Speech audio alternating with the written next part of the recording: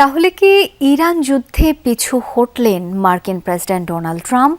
Hormuz প্রণালী খুলে দিতে তেহরানকে ৪৮ ঘন্টার সময়সীমা বেঁধে দেওয়ার একদিন পরে ট্রাম্পের কণ্ঠে নরম সুর।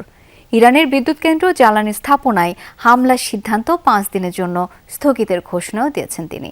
দাবি, গত দুদিনে বিরোধ নিরসনে ফলপ্রসূ আলোচনা হয়েছে। এদিকে ইরানের দাবি, যুক্তরাষ্ট্রের সাথে কোনো যোগাযোগই হয়নি। ইরানের হুমকিতে পিছু হটেছেন ট্রাম্প, এমন দাবিও করেছে তেহরান। সিলন টি রপ্তানিতে শীর্ষে। টানা ৩ সপ্তাহ ধরে ইরানের সাথে যুদ্ধ লড়ছে যুক্তরাষ্ট্র ইসরায়েল। সামরিক, অর্থনৈতিক আর রাজনৈতিক ৩ দিক থেকে প্রচুর ক্ষতি করলেও দেশটিকে নতি স্বীকার করাতে ব্যর্থ যৌথ বাহিনী। যুদ্ধের ২৪তম দিনেও ইসরায়েল আর যুক্তরাষ্ট্রকে শক্ত হাতে জবাব দিচ্ছে তেহরান। সংযুক্ত আরব আমিরাত এবং কুয়েতে অবস্থিত মার্কিন ঘাঁটি লক্ষ্য করে ব্যালিস্টিক মিসাইল ছুড়েছে আইআরজিসি। তেল আবিব সহ মধ্য ইসরায়েলের বিভিন্ন স্থাপনা লক্ষ্য করেও ছোড়া হয়েছে একাধিক ক্লাস্টার ওয়ারহেডযুক্ত মিসাইল। আইআরজিসির একাধিক ড্রোন সাইটে হামলা চালিয়ে সেই ফুটেজ প্রকাশ করেছে মার্কিন সেন্টকম।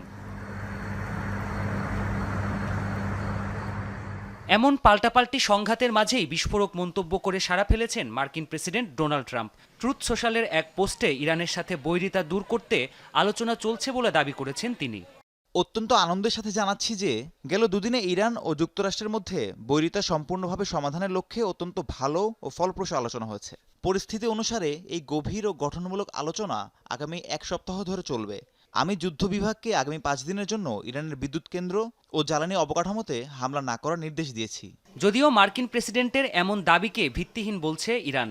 দেশটির গণমাধ্যম ইরানের পররাষ্ট্র মন্ত্রণালয়ের বরাতে বলছে, যুদ্ধ বন্ধে ওয়াশিংটনের সাথে এখনও কোনো আলোচনাই হয়নি। ইরানের অভিযোগ, আন্তর্জাতিক বাজারে তেলের দাম কমাতে আর সামরিক পরিকল্পনাকে সফল করতে সময় নিতে চাইছে ট্রাম্প প্রশাসন।